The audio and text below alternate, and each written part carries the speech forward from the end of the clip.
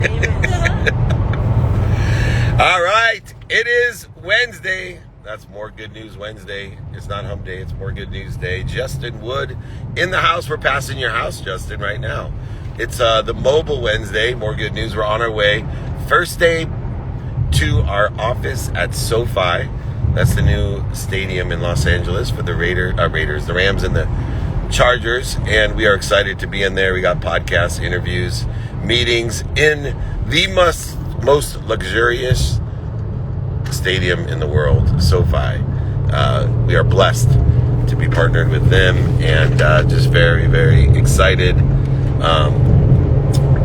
Welcome, Jakey. More Good News Wednesday. Colleen, LFG, took the Mikey logos, and Laurie, good to see you. Welcome. All right, questions are pouring in. Let's get this thing going here. Jason Waller's in the house. Are you kidding me? What's up, Jason? All right, here we go. For whatever reason, there we go. All right, question. What's one skill you wish you learned earlier in life? Humility. I wish I learned it a lot earlier in life, or at least tried to pursue humility, to ask for help, to know that I don't know, to implement rule number 6, to not take myself so seriously. All the different things that come along with the skill of humility, radical humility. May we all utilize it and heal from it with forgiveness combined. So definitely a skill that I am still practicing, but I wish I would have when I was earlier in life. When will you be releasing your next book? Well, the other ones are doing really well. I have a book called Don't Do Business with Dicks, and I am looking to see maybe post-COVID when the best time. You know, I always like to speak around my book in person, so do book signings. So as soon as I'm certain we can travel around the world and launch that book, we will launch Don't Do Business with Dicks. I hope you enjoy it. It's one of my faves I've ever written, so thank you. How do you ensure you are compensated for referrals? I have a referral agreement called an overlap agreement. I've lost millions of dollars in my career because I have not asked people that I helped to codify the help that I've given them. So I've created what's called an overlap agreement, a template, which I'd be happy to share with everyone. Just email me, pinned below, david@dmeltzer.com. david@dmeltzer.com if you want a referral agreement or a template agreement. If you feel like you've wasted millions of dollars by giving away your valuable relationship capital without asking for a finder's fee or a referral agreement, you're making a big mistake. It creates a flow. You deserve to receive and to give, and you can't give unless you receive. Just think about if you would have just gotten 5% of all the deals that you helped happen, and if you would have given 5% in all the deals that people have helped you, what type of flow would have been created? How many more deals would have been done? So everyone out there, use that template. Reach out to me, david@dmeltzer.com. Appreciate all the great questions. What's the best habit to have? The best habit to have is a habit machine. I've taken a step back from my habits and said, I want to have the habit of creating habits, meaning having a habit machine by utilizing 5 daily practices. My habit machine is based on gratitude, forgiveness, accountability, and effective communication, which creates inspiration to live in spirit, allows me to add value to everything I do and give it away. And then the 5 daily practices to implement that habit machine. The 5 daily practices are know your what, know your who, know your how, know your now, which is the prioritization process of evaluating all the different things you can do with productivity, accessibility, and gratitude, and then applying your why. Too many people are searching for something they already have. What are they searching for? Their why. You already have your why, you're just not applying it. The thoughts about your purpose are your purpose. Small minds think of things. Big minds think of ideas. And make those ideas the thoughts about your purpose to be your purpose. Small minds think of things. Big minds imagine big ideas. All right, let's take one more question. Oh, no, I think I'm ready now. Is Dylan Lagosty here, the unbelievable musician, gracing us with his presence. Let me see. if we got him here. They have the wrong. There we go. All right, there we go.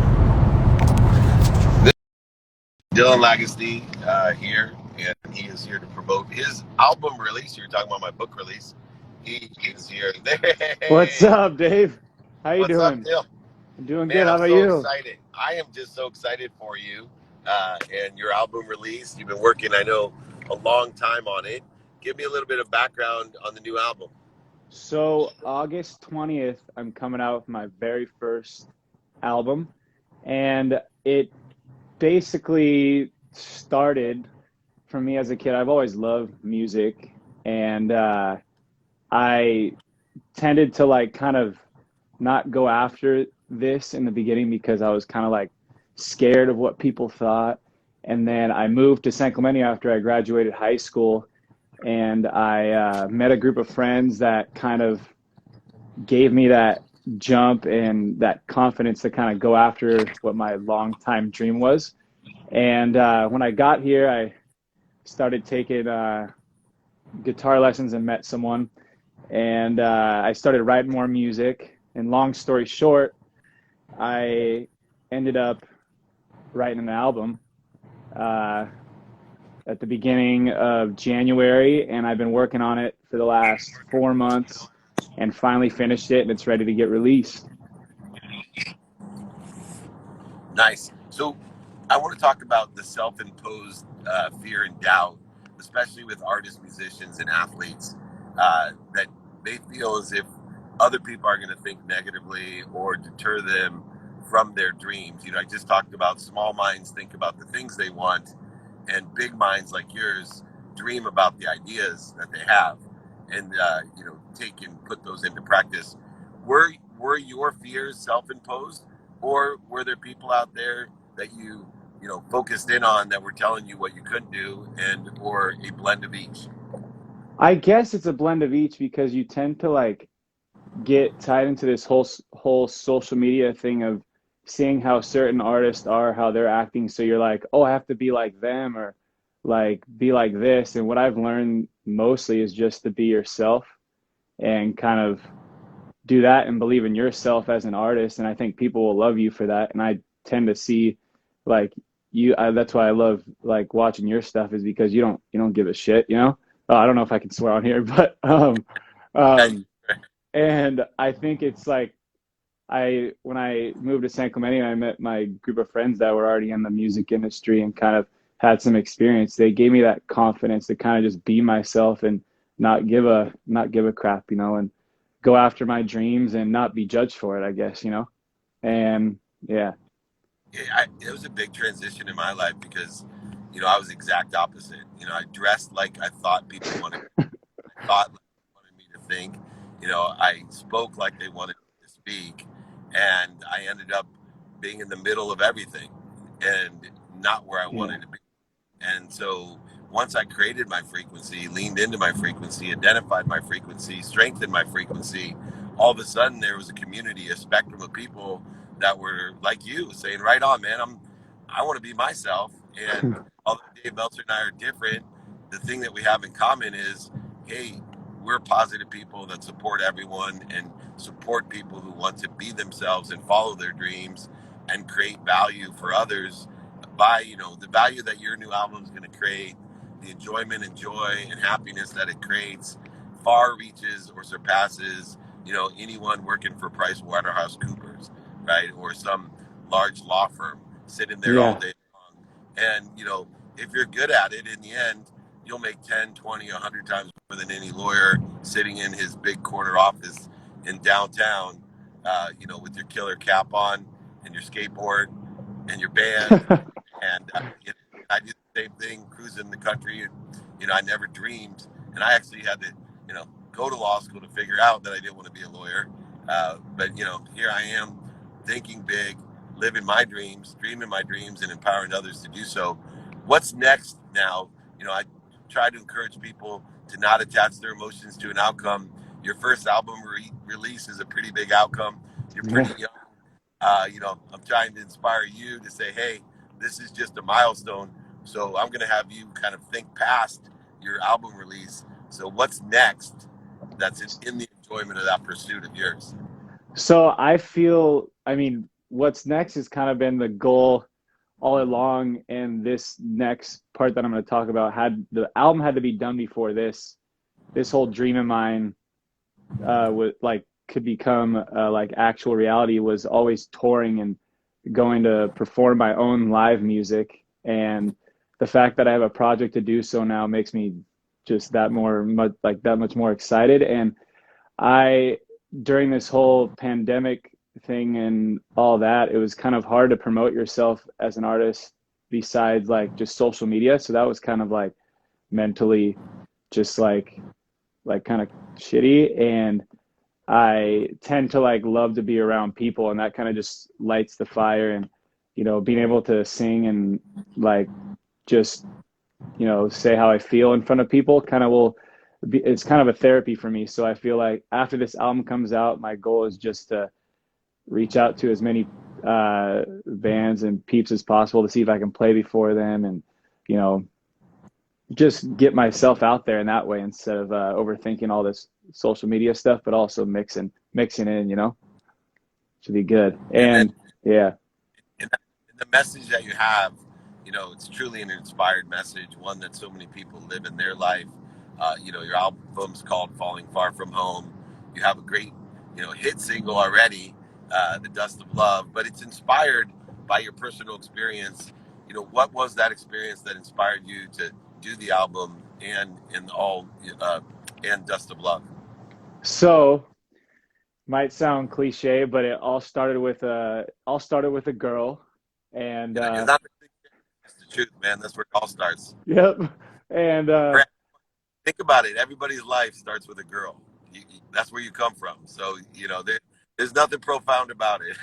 true that. So so the first song, it kind of leads into the whole kind of thing we were just talking about. But the first song, Dust of Love, I was writing this hook for the chorus of that one, and I was thinking like what goes fast, or like, and I was like, oh, dust in the wind. And then I literally woke up from like at like 2 a.m, and what helps, like I had like this melody stuck in my head, and I was like, I just like kind of hummed it, and then it was just like dust and love because I was falling fast, whatever. So the whole process of this whole thing was kind of like the whole process of this project kind of was based around this infatuated love that I had for someone that I knew was taken, and I always had this hope of actually getting the chance, and I knew it would come. I mean, that's what I thought. And so I released that song, and I didn't know if she had like found out about it all. And then I released my second song, which is actually, I took it off because I wanted to release it with this whole project because I didn't have that big of a, I still don't, but that didn't have that big of a fan base at the time, And I had released the second song. The girl had actually unfollowed me off all my like the social media platform. And so I was like, oh shit. I'm like, whatever, this is over. But I'm like, wait, maybe she's listening, right? Whatever. Long story short, ended up getting a chance, and things kind of fell apart after a couple months. And actually that day before things fell apart, someone had called me up, one of my friends that I work with now, Rob. He called me up and was like, hey, I just saw your song 24 Roses on Spotify. Like, what else you got? And I was like, I didn't have anything at the time. And I was like, crap. Cause I was like, I was almost caught in this, oh, I got what I wanted, and in that song, I'm always, you can't always have what you want. But I guess like that mindset of that believing and all that kind of got me that chance. And then the day after, she broke things off, and it set like a fire underneath my ass. And I was like, I just wrote a bunch of songs, and the album called Falling Far From Home, that stemmed from kind of me being in an unfamiliar place. And I don't know if you'll get this meta, it might be confusing, but when the Falling Far From Home thing came from like, when like ash, so like if a tree burns down and it burns to ashes, those ashes fall like far from their unfamiliar place, I guess, so to say, from home. So I was like, I wrote this song like I'm burning up, that's on the out, it's like burning up, falling in a place far from home. So then that's kind of where that kind of stemmed from. And then it kind of goes through this unfamiliar place in my life where I was trying to find who I was, and it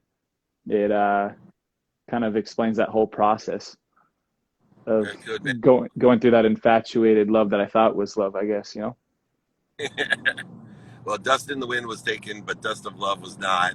And that dust does fly far from home, but it doesn't happen unless you go ahead and take those chances and learn those lessons. Remember, pain, setbacks are just indicators you got a better place to be. And in this case, there's better women out there for you. Yeah. So, Oh yeah. time Appreciate to. that one. Yeah. Well, Dylan, man, I'm excited. I can't wait to hear the entire album. It'll be everywhere. Falling Far From Home. Dylan Legacy, thank you so much for joining me. Come back again, and Yeah. maybe I'll have you play something live on IG Live Ooh. in August when it releases. All right? Boom. Thank you so much, Dave, for having me. And tell the crew I You said got what it. up too. They're all here, driving around. Yeah. It's the mobile Meltzer mobile. We're on it. Yes. Up to SoFi. More Good News Wednesday. Thank you, Dylan, sending us. We got See more ya. people coming on. Ask questions. Help us out. Thank you, Dylan. Check out his album. Check out that single. He is one talented mofo, as they say in the music business. Sean Frazier, I know you're here. Let me find you again. Hold on one second. This is what happens when you're mobile. You lose track here. Uh, Let me see here. Go backwards. And so many people. Thank you. More Good News Wednesday. We're here every Wednesday, just sharing more good news with everyone. If you can comment, Sean. I got to go here. I got it. Hopefully that'll let you join. All righty.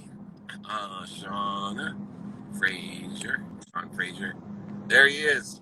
Good morning, David. Nice to Hey, meet you. how are you? Doing well. How about yourself? I am doing extremely well, and you are one of the finest immigration lawyers and dealing with a lot of the Olympic issues that are surrounding us and other issues as well. And I would love for you to give me kind of a little background on yourself as an Olympian yourself and what you're doing. And maybe you have a question for me as well here on More Good News Wednesday. Thank you. Yeah, thank you for the opportunity. So as far as the background, I was a former athlete, a swimmer.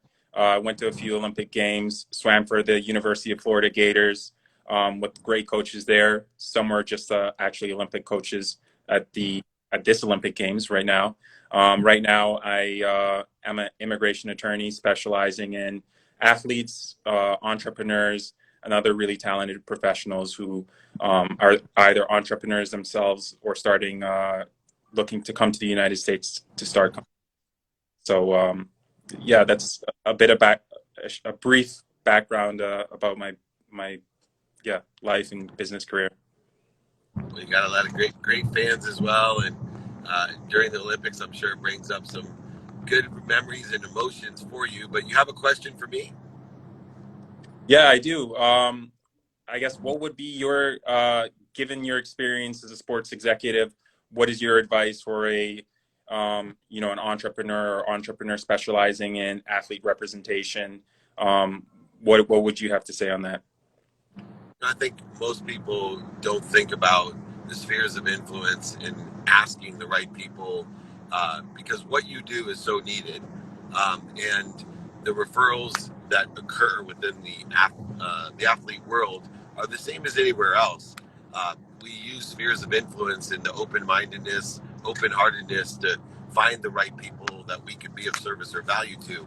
Too many people try to force what they want, and they oversell, back end sell, manipulate, lie in order to get that business. Well, with athletes, they're over pursued. The biggest athletes are over pursued. And, for me, I think of things differently. So when I was recruiting athletes, I would talk to and ask how I could be of service to the trainer, right? Because trainers didn't change and nobody hits up the trainer. And so I would see how I could be of service or value to the trainers of the teams and then let them know what I do and how I do it. And those trainers are closest to the athletes. And so they're closest to the conversations and needs of the athletes, where everybody, is hitting up the coach. Everyone's hitting up the player themselves.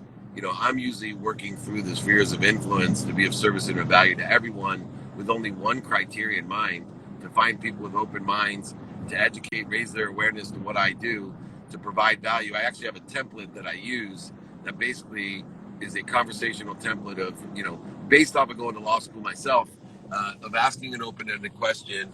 Hey, what do you do?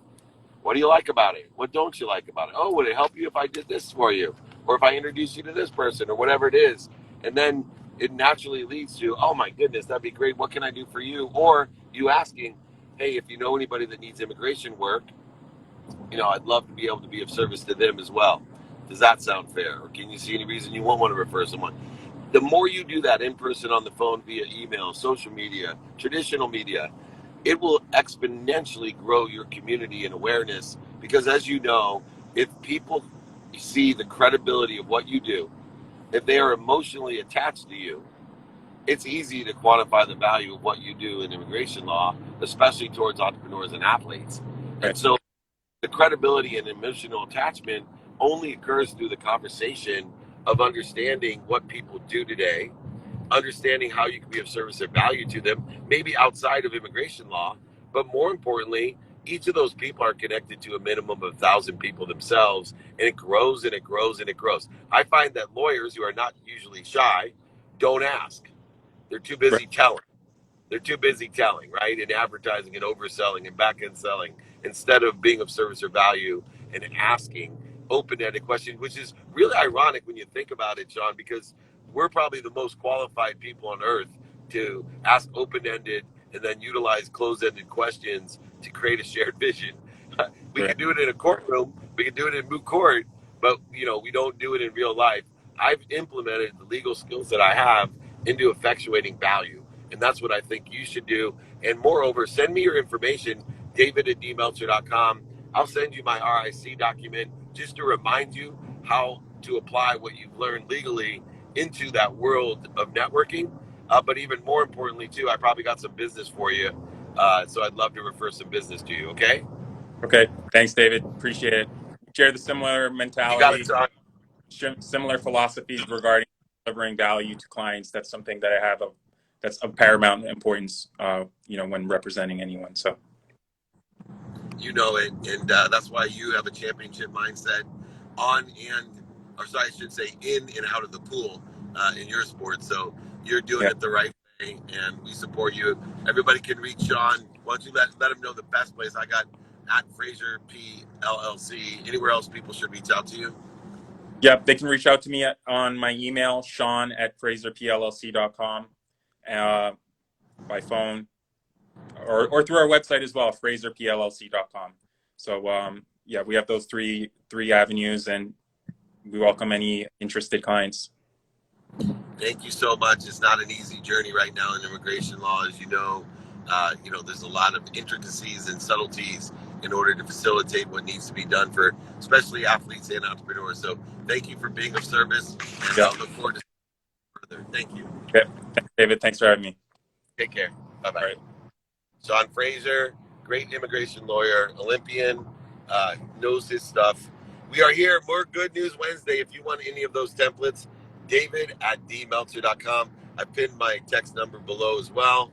david@dmeltzer.com. You want the 5 daily practices. If you'd like the template for referrals or the overlap agreement or the RIC document of open and close-ended questions, more than happy to send it to you. david@dmeltzer.com. Let's take another question. It's not Ask Me Anything. It's More Good News Wednesday. I got confused there. What does it mean to have an open mind? Nice question. What does it mean to have an open mind? Well, I'll tell you this. A closed mind is someone that doesn't listen. They're either an interrupter or a waiter. So, and someone that has an open mind processes what you say and looks to see how they could be of service or value. A closed-minded person doesn't listen, or they're an interrupter or a waiter. In other words, when you're talking, they interrupt you to tell you what they think, or they just can't wait to tell you what they think and pretend like they're listening. An open-minded person processes what you say and looks to see how they can be of service or value.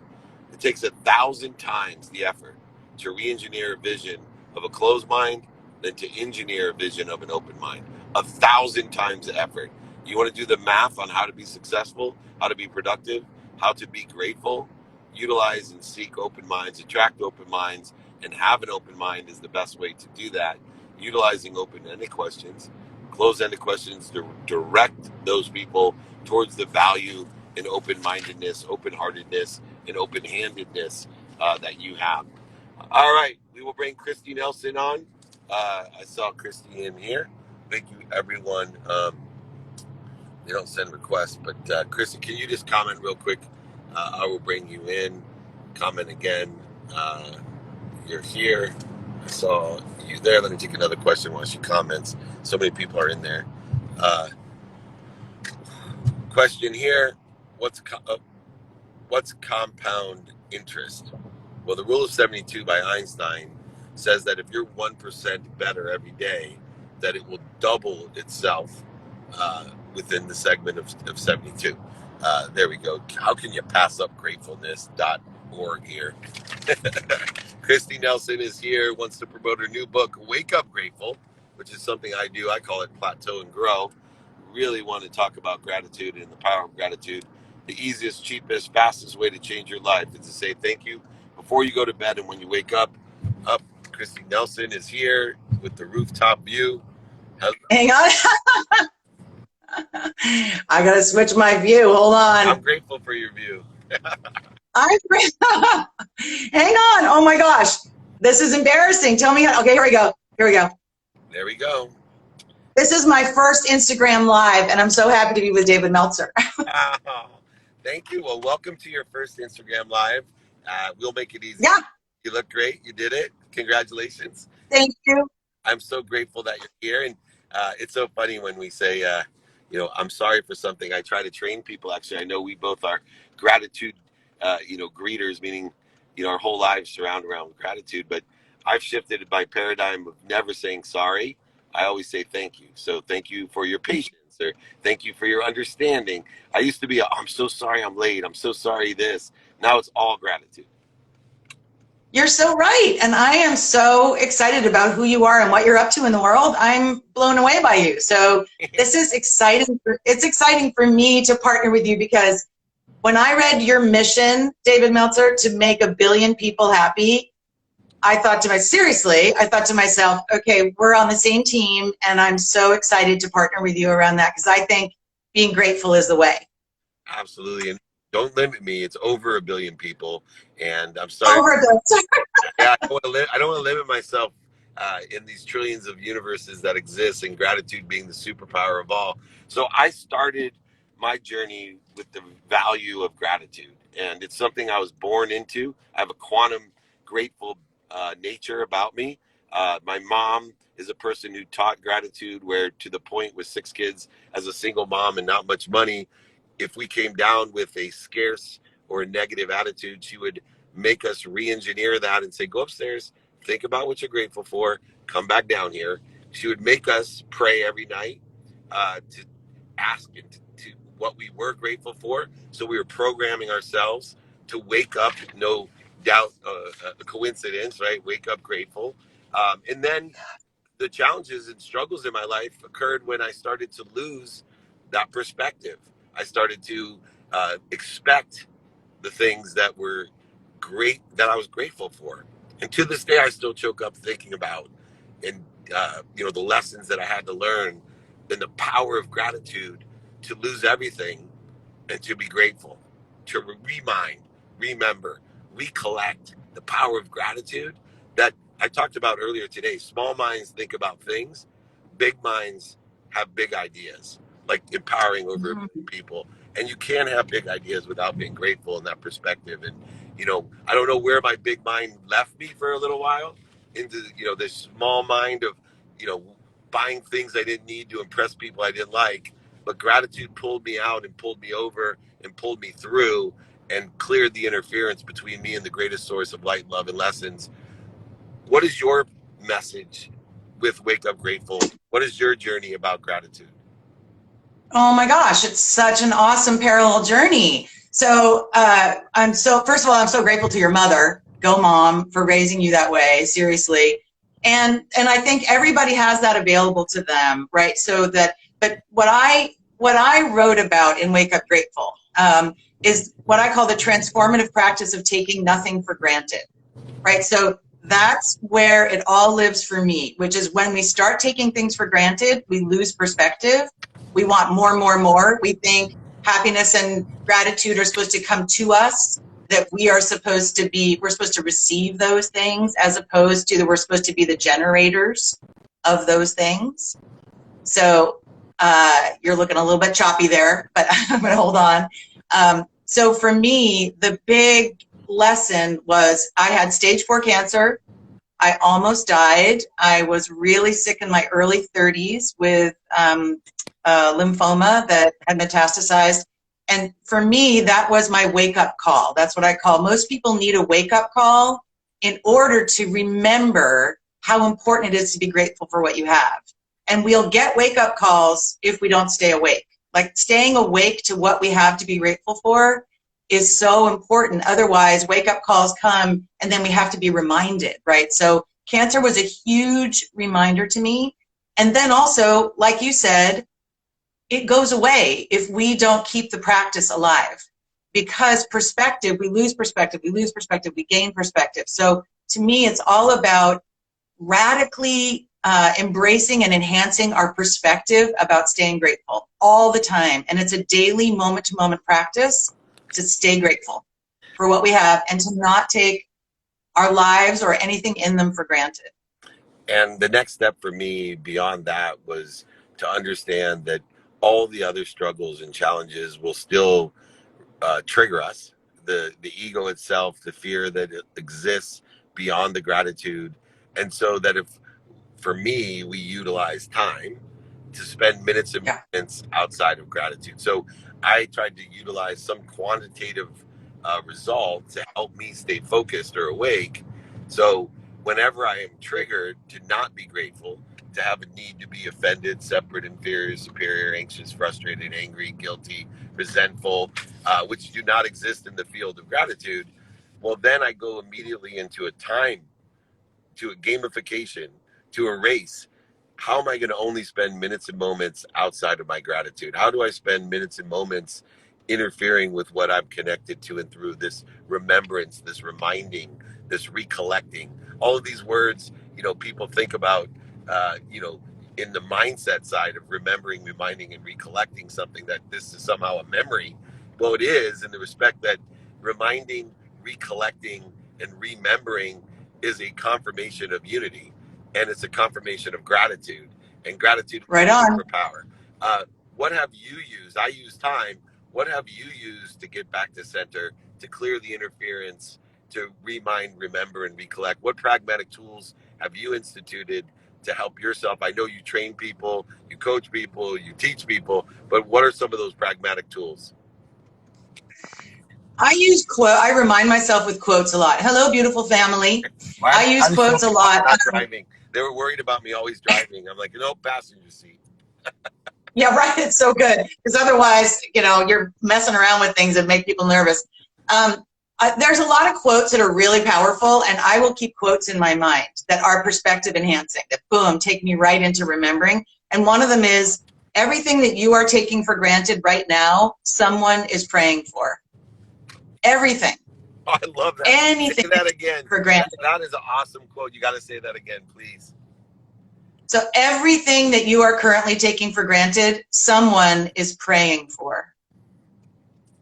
And that is the truth. It's actually, you can look at that and you can say, I'm taking for granted the trees, the air that I can breathe, the electricity I have, the technology I have, the body I have, everything. And so the food, the comforts.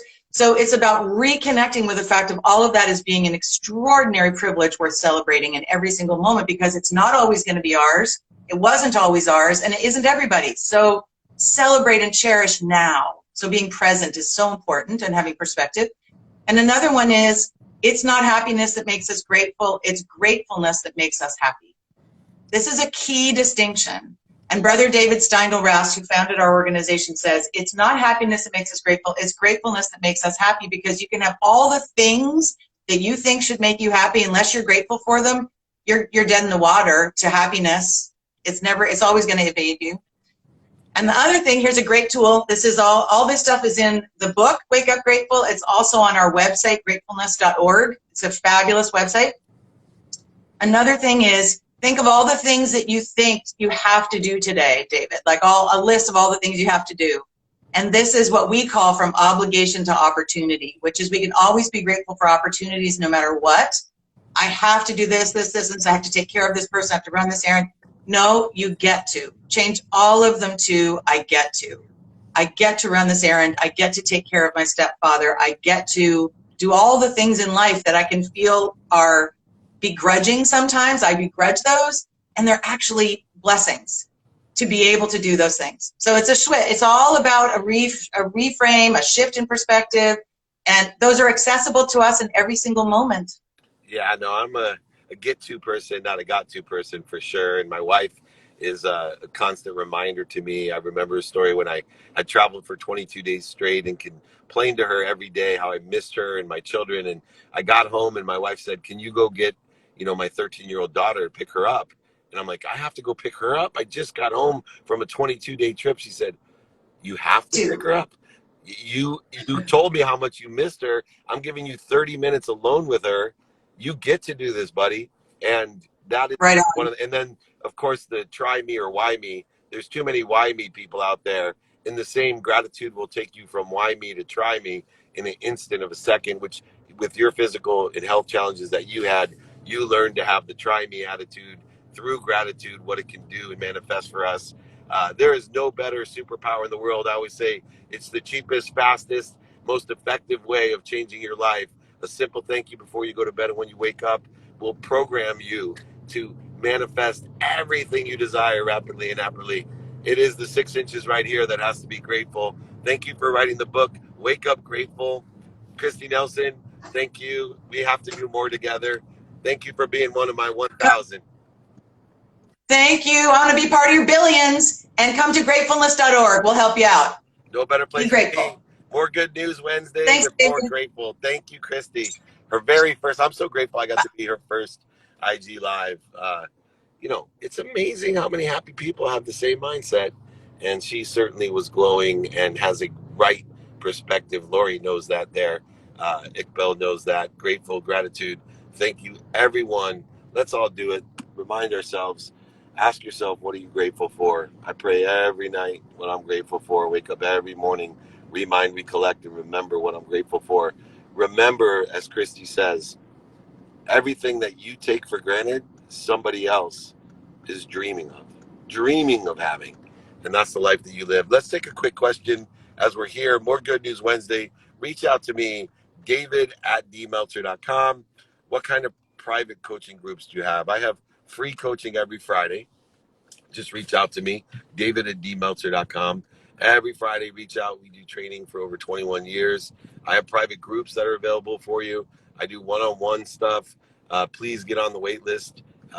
Email me, david@dmeltzer.com. Would love to have you. Let's kick another question here. More Good News Wednesday. We're all over it. What's the difference between saying thank you for your patience and apologizing? The energy, right? Think about, listen and feel what I say. Sorry I'm late. Thank you for your patience. Sorry I'm late. There's a missing, a void, a resistance, and sorry I'm late. There's shame, there's blame and justification, and sorry I'm late. There's gratitude and thank you for your patience. It's a positive, fulfilling statement, a positive, fulfilling purpose, not a deleting, diminishing, and dissolving thing. Anyways, I want to thank everybody. I want to thank everyone for being here. I want to thank everybody every day for More Good News Wednesdays. Obviously, we're living up to the title, More Good News Wednesday. We're grateful for everyone. Reach out to me, david@dmeltzer.com. We'll be here tomorrow for Thankful Thursdays, More Good News Wednesdays. And remember, most importantly, be kind to your future self and do good deeds. Thank you so much.